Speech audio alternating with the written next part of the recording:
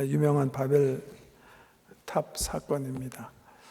1절 말씀 한번 보세요. 온 땅의 언어가 하나요, 말이 하나였더라. 10장을 우리가 이미 읽어 나왔기 때문에 이 말에 좀 어폐가 있다 그렇게 생각하실 분이 있을 거예요. 왜? 10장에 한번 보세요. 10장 5절 보세요. 10장은 노아 아들들과 그 후손들의 족보입니다. 세월이 많이 흘러갔다는 것을 우리에게 보여주기 위해서, 또 이 하나님 나라 백성과 세상 사람과 이 다른 족보를 보여주기 위해서 말씀하고 계신데, 노아와 그 후손들의 족보인데 5절 말씀 보시면 야벳의 족보, 야벳 밑에서 난 후손들을 얘기하고 결론의 5절에 이들로부터 여러 나라 백성으로 나뉘어서 각기 언어와 종족과 나라대로 바닷가의 땅에 머물렀더라, 이렇게 얘기하고 계세요. 그러니까 10장에서 보면 벌써 여러 종족, 여러 언어가 이미 나눴다 이렇게 얘기하셨죠, 그죠? 그 다음에 6절 이하에 보면 함과 그 후손들의 이야기인데, 20절에 보면 또 다시 이들은 함의 자손이라 각기 족속과 언어와 지방과 나라대로였더라. 그러니까 역시 이 함 밑에 자손도 여러 민족과 나라로 나뉘고 또 지역에 따라서 다른 언어를 사용했다 이렇게 기록되어 있고, 21절 이후는 셈족입니다. 근데 역시 31절 맨 마지막에 보면 이들은 셈의 자손이니 그 족속과 언어와 지방과 나라대로였더라, 이렇게 얘기하고 있어요. 셈도 역시 여러 나라 민족을 이루게 되는데 지역에 따라서 언어가 각각이었다 이렇게 얘기하고 계시는데, 그런데 그렇게 3번이나 10장에서 얘기하신다면 11장 1절에 딱 오면 갑자기 온 땅의 언어가 하나요, 말이 하나였더라 이렇게 얘기해요. 어떻게 해석해야 되냐 이거. 창세기가 역사 순서대로 쓰였다면 이러지 않아야 되는 거 아닌가. 실질적으로 그래서 학자들은요, 11장에 있는 이 바벨 사건을 10장 시작하는 초입에 놓는 거예요. 그러니까 노아, 셈, 그러니까 셈, 함, 야벳, 그 다음 세대 정도에 이 바벨 사건이 일어났을 것이다. 대충 그렇게 생각합니다. 그래서 이 창세기가요, 이제 마지막에 또 이제 잠깐 이 문학적 장르에 대해서 창세기 1장 특별히 11장까지 좀 말씀을 드리려고 하는데, 뭐 꼭 이렇게 순서대로 쓰였다 그렇게 볼 수가 없어요. 하나님께서 우리에게 알려주시고자 하시는 진리를 하나님 지혜에 따라서 이렇게 서술한 그런 문서다 그렇게 생각해야 되겠고요. 11장 1절은 그렇기 때문에 10장에 지금 여러 민족, 나라, 여러 방언에 대해서 큰 역사를 이렇게 훑고 나셔서 어떻게 여러 민족으로 나뉘었고 어떻게 사람들이 다른 언어들을 사용하게 됐는가, 그 민족과 언어의 다양성에 대한 기원에 대한 기록이다 그렇게 보시면 돼요. 그런데 놀랍게 오늘 성경 말씀, 오늘 사건 이야기 생각해 보면 왜 민족이 갈라지고 왜 언어가 갈라졌을까? 스타팅 포인트는 뭐예요? 뭔가 사람들이 잘못한 거예요. 그거에 대한 그 근원에 대한 사건이 오늘 이 바벨탑의 사건이다 그러면 되겠습니다. 언어와 민족의 다양성에 대한 기원. 어떻게 시작됐어요? 자, 이제 말씀 보세요. 온 땅의 언어가 하나요, 말이 하나였더라. 이에 그들이 동방으로 옮기다가 시날 평지를 만나 거기 거류하며, 뭐 대충 뭐 학자에 따라서 뭐 연도를 정확하게 알 수 없으니까 보통 노아의 3대 손 정도의 이 일이 일어났다 이렇게 생각하니까 노아와 한 3대 손이, 아직 노아 살아있는 거예요. 그러니까 노아가 900살 넘게 살았으니까 함께 한 공동체가 동방으로 옮기다가 시날 평지를 만났다 그렇게 얘기하고 있어요. 시날 평지 어디에 있는 거예요? 어딘지 정확하게 모르지만 그 유명한 티그리스 강과 유브라데스 강 사이, 즉 메소포타미아 문명이 꽃피었던 그 중간 지역이 시날 평지다 그렇게 보고 있어요. 신할 평지를 만나 거기 거류하며. 신할 평지 왜 갔을까요? 거기 강도 있고 평지가 농사 지을 수 있는 땅이 좋은 평지가 있으니까 사람들이 거기서 거류하기 시작하고 거기다가 도시를 짓기 시작했죠. 그러면서 서로 말하되 자 벽돌을 만들어 견고히 굽자 하고 이에 벽돌로 돌을 대신하며 역청으로 진흙을 대신하고. 엄청난 문화의 발전을 얘기하죠. 고대 우리 고고학자들 연구에 의하면 벽돌이 두 가지 종류가 있어요. 하나는 흙을 가지고 만들어서 햇볕에 굽는 게 있고요. 또 하나는 햇볕에 굽지 않고 뭐에 구워요? 불에 굽는 게 있어요. 근데 여기 뭐라 그랬어요? 벽돌을 만들어서 불에 굽자. 그 옛날에는 그냥 대충 만들어가지고 햇볕에 굽고 구운 것을 진흙을 토대로 해서 대충 건축물을 쌓았기 때문에 굉장히 견고하지 못한데, 이때 벌써 돌을 빚어서 벽돌을 빚어서 불 사용해서 굽고, 그리고 진흙 대신에 역청을 사용해서 건축을 할 정도로 벌써 이 바벨탑 사건은 벌써 우리 인류 문명이 굉장히 문화사가 굉장히 화려하게 벌써 이제 흘러간 그 시대를 얘기하고 있다. 그러니까 어떻게 할 수 있어요? 한 도시에 멀리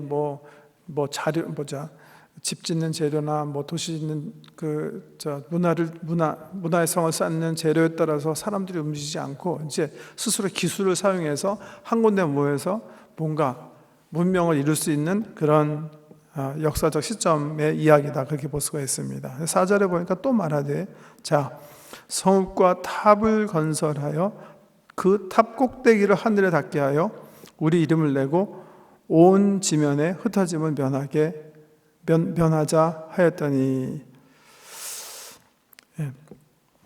흩어짐과 모임이라는 주제가 나오는데, 하나님께서 뭐라고 그러셨어요? 창세기 1장 28절에 하나님께서 엿새 동안 우주를 창조하신 다음에 맨 마지막 엿새째 되는 날 사람을 만드시고, 그리고 처음 하신 게 뭐예요? 우리 인생을 축복하셨어요. 뭐라고 축복하셨어요? 너희가 번성하고 또 생육하고 번성하여 땅에 충만해라. multiply하고 prosperous하고 fill the earth, 세 가지 말씀으로 축복하셨어요. 그 말씀대로 온전히 살지 못해가지고 노아 때 다시 홍수를 통해서 심판받은 다음에 9장에 보면 방주에서 나온 노아 가족들과 모든 생육들을 상대로 해서 하나님께서 두 번째 축복 선언하셨죠. 두 번에 걸쳐서 똑같은 거예요. 생육하고 번성하고 땅에 충만해라. 일단 우리 하나님의 계획은요, 창세기에 나타난 계획은 하나님께서 만드신 사람들이 맨 처음에 아담과 하와로 시작했지만 생육을 통해서 번성, 문화를 통해서 온 땅에 퍼져서 편만한 상태에서 하나님의 영광을 드러내는 거예요. 그래서 여기 보니까 사람들이 성을 지으면서 뭐라 그랬냐면 흩어짐을 면하자, 온 지변에 흩어짐을 면하자, 그런 말을 했다고 성경에 기록되어 있어요. 그러니까 이 말씀에 미뤄봐서 이 사람들의 의도는 하나님의 말씀, 하나님의 계획에 정면 있게 대체하는 어떤 그런 생각을 했다, 그렇게 볼 수가 있어요. 그래서 어떤 사람들은 이 말씀을 이거는 도시 문화에 대한 폴레믹이다, 하나님의 비평이다, 비난이다, 도시 문화는 하나님께서 원하는 게 아니다, 그렇게 생각하시는 분들도 계신 것 같아요. 함께 모여 사는 거, 우리 사람이 하나가 되는 거, 흩어져서 정말 온 지면에 지역적으로 다 합쳐서 살지 않고 흩어져 사는 건 하나님의 뜻이고 도시에 뭉쳐 사는 게 하나님의 뜻이 아닌가? 또 아닌 것 같아요. 왜냐하면 성경에 보면요, 하나님께서 이 도시에 대해서 얘기하시면서 그렇게 말씀하지 않으시거든요. 한번 볼까요? 시간이 될지 모르겠지만 이사야서 한번 보세요. 이사야서 이사야서 1장.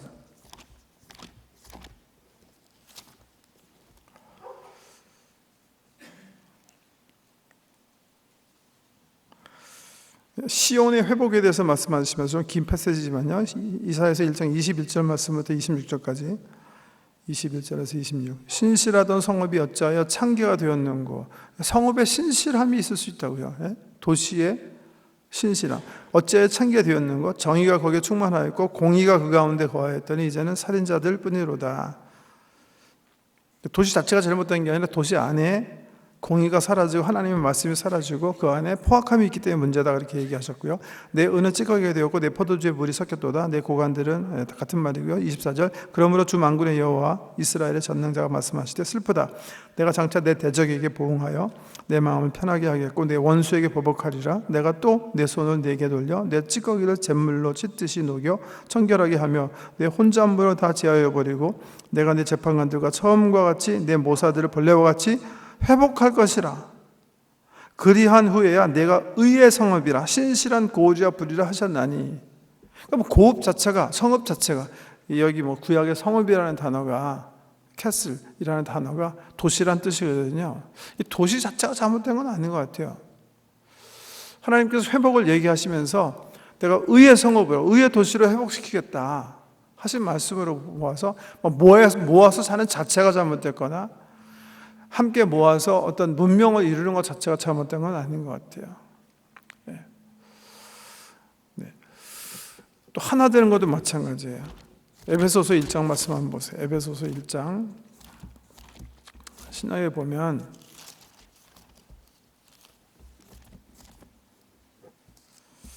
(1장)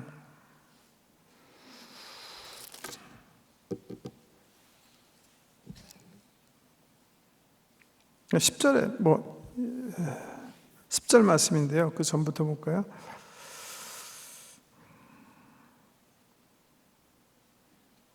(7절부터) 우리는 그리스도 안에서 그의 은혜의 풍성함을 따라 그의 피로 말미암아 속량 곧 죄사함을 받았느니라. 이는 그가 모든 지혜와 총명을 우리에게 넘치게 하사 그 뜻의 비밀을 우리에게 알리신 것이요 그의 기뻐하심을 따라 그리스도 안에서 때가 찬 경륜을 위하여 예정하신 것이니 하늘에 있는 것이나 땅에 있는 것이 다 그리스도 안에서 통일되게 하려 하심이라. 하나 되게 하려 하심이라. 네? 하나 되게 하심. 하나 되는, 우리 사람이 하나 되는 것 자체가 잘못된 건 아니에요.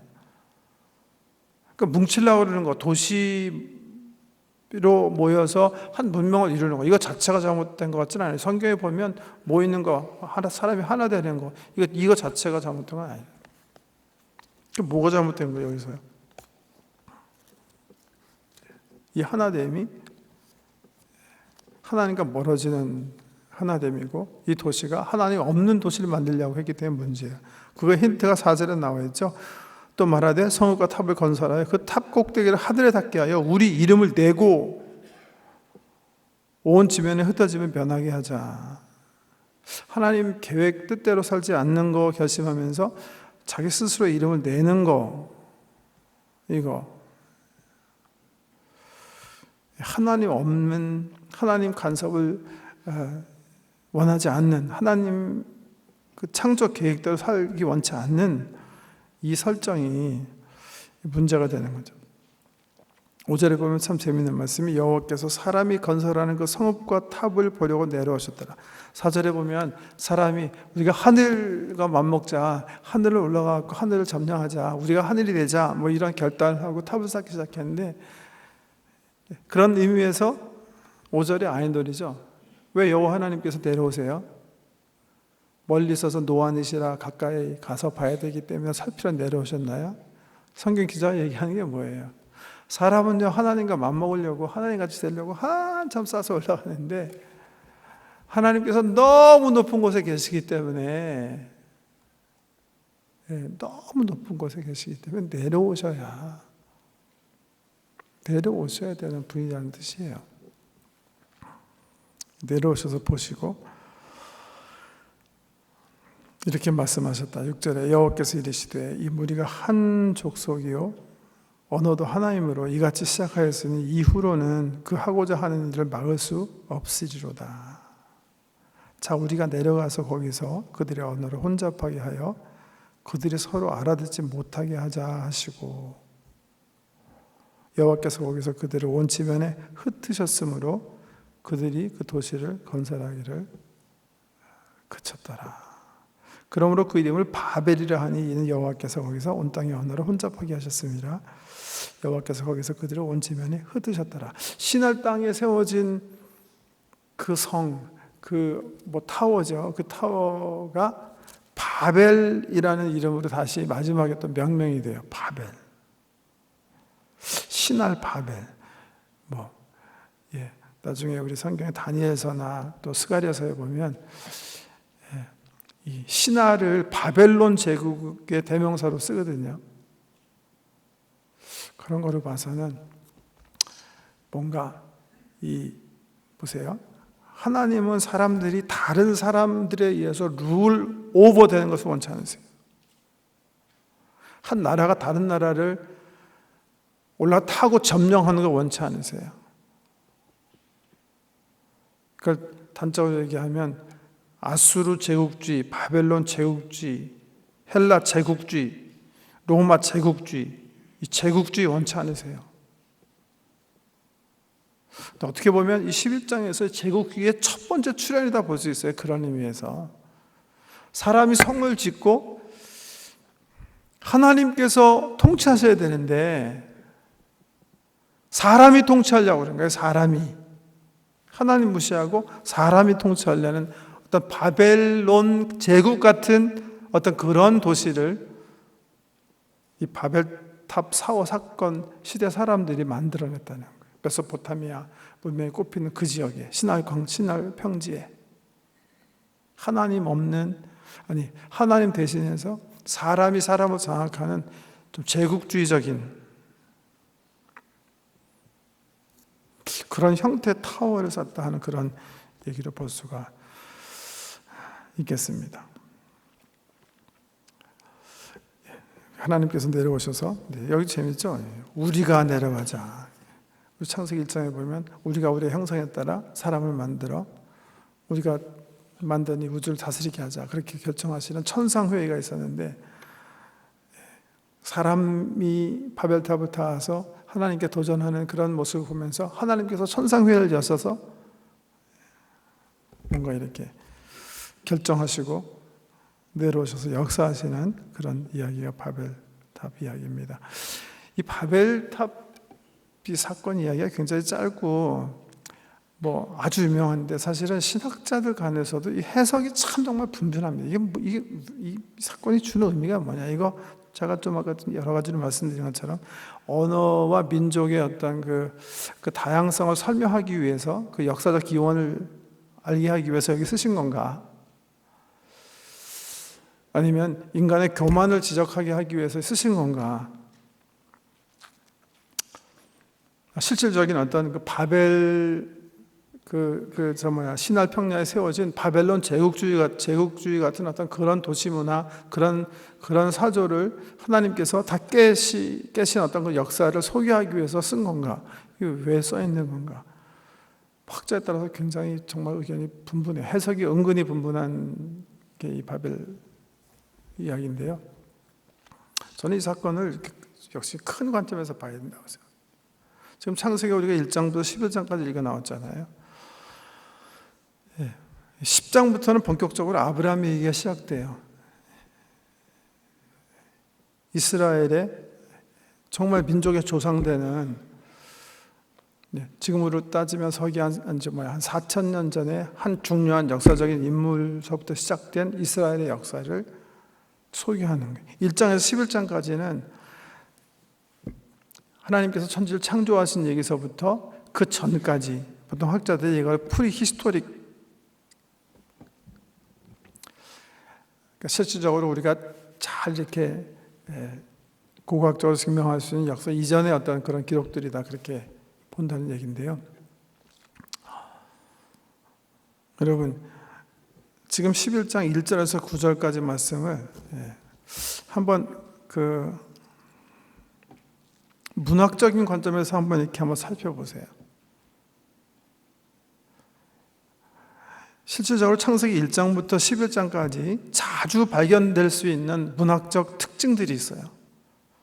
우리 한국 얘기로 하면 약간 시조 형식 같은 시 형식을 띈 그런 익스프레션이 많은데 이 11장 1절에서 9절 말씀도 그런 문학적 형태로 쓰여져 있어요. 제가 한번 요거만 가지고 한번 보여드릴게요. 11장 1절 보세요. 온 땅의 언어가 하나여 말이 하나였더라. 이렇게 시작하죠. 어떻게 끝나나 보세요. 그러므로 그 이름을 바벨이라 하니 이는 여호와께서 거기서 온 땅의 언어를 혼잡하게 하셨음이니라. 여호와께서 거기서 그들을 온 지면에 대칭 구조 보이세요? 두 단어가 같은 단어가 반복됐죠. 하나는 뭐예요? 온 땅의 언어, 말이 하나. 근데 마지막에도 보면 온 땅의 언어, 온 지면에. 그러니까 1절에서 9절까지가 이렇게 문학적으로 보면 대칭 구조예요. 시로 얘기하면 A, B, B-A 이런 것처럼, 예? 처음에 시작한 연과 마지막 연이 비슷하고 가운데 연이 굉장히 대칭으로 비슷한 그런 구조란 말이에요. 3절에 보면 서로 말하되 자 벽돌을 만들어 이렇게 돼 있죠. 그건 누가 얘기한 거예요? 사람이 얘기하는 거예요. Come, let us 이렇게 시작하는 거예요. Come, let us 그렇게 하는 거예요. 그러니까 사람이 이런 계획을 가지고서 이렇게 시작됐다. 그렇게 소위 말해서 시조처럼 읊고 있고, 그 다음에 6절에 보면 하나님께서도 똑같은 언어로 얘기하세요. 여호와께서 이르시되 7절 Come, let us 이렇게 시작하는 거예요.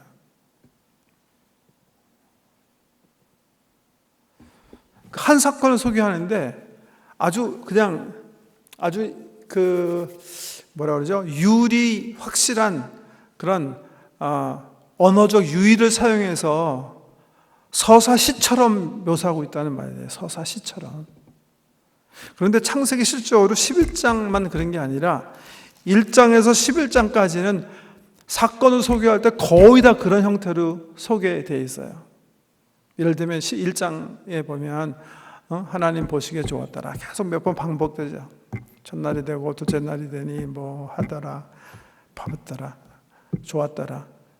시율에 따라서 딱 아주 그냥 정확하게. 그래서 1장에서 11장까지를 역시 신학자들이 여러 가지로 표사하는데 하나님께서 펼쳐진 창조 역사예요. 그런데 역사를 역사가 기록한 게 아니라 누가 기록하는 거예요? 마치 시인이 기록하는 것처럼 아주 그냥 정말 막 시적으로 멋있게 영감 있게 표현한 글이 이 창세기 1장에서 11장까지인데 오늘 역사도 그렇게 기록되어 있어요. 아주 대칭적 구조로 딱.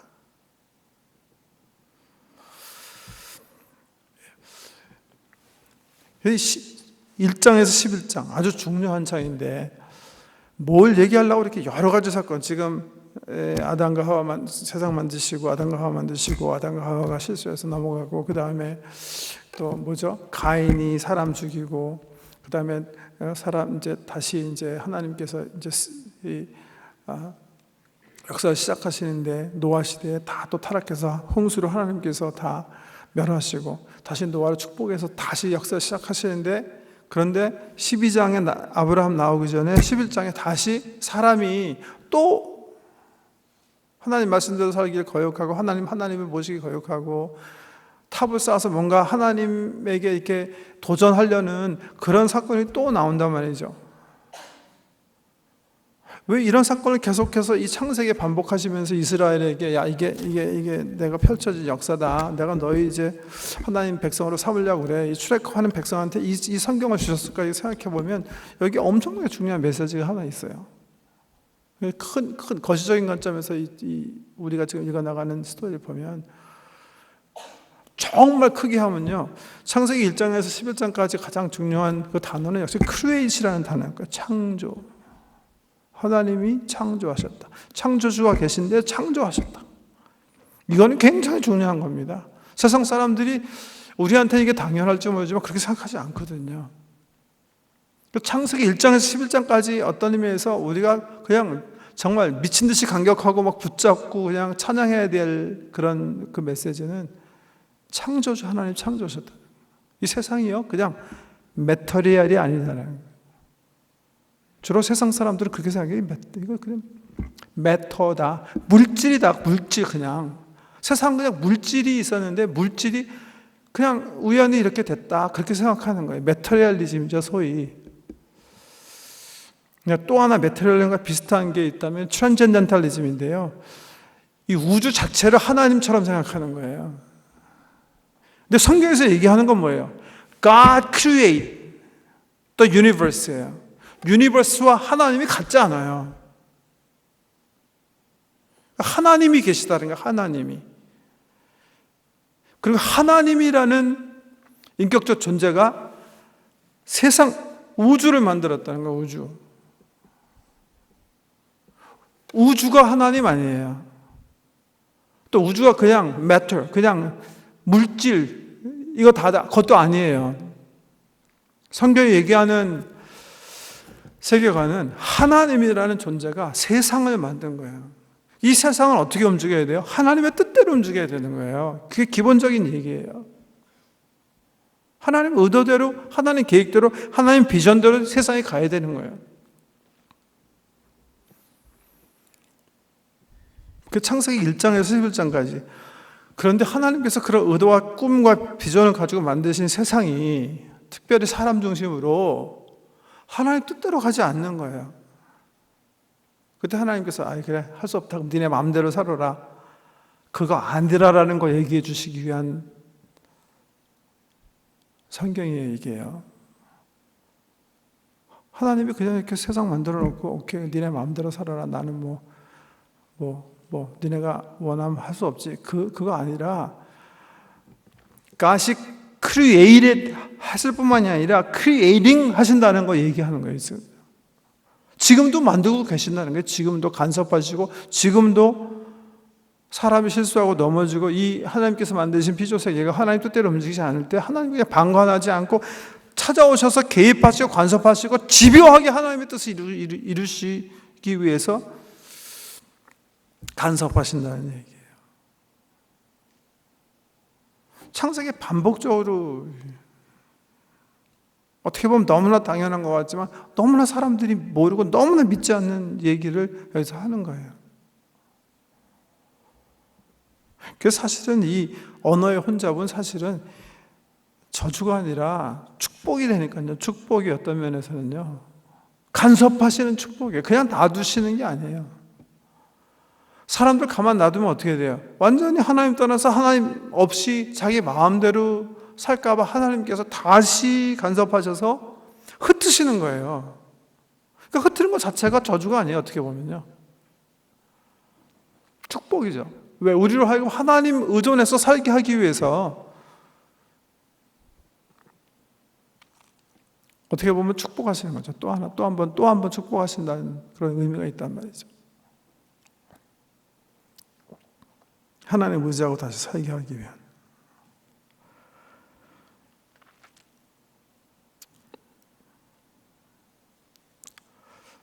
그것을 보여주는 게 창세기 1장 11장까지 내용이라고 저는 생각해요. God creates. 우주를 크리에이트 하신 공동체적인 존재가 계시다.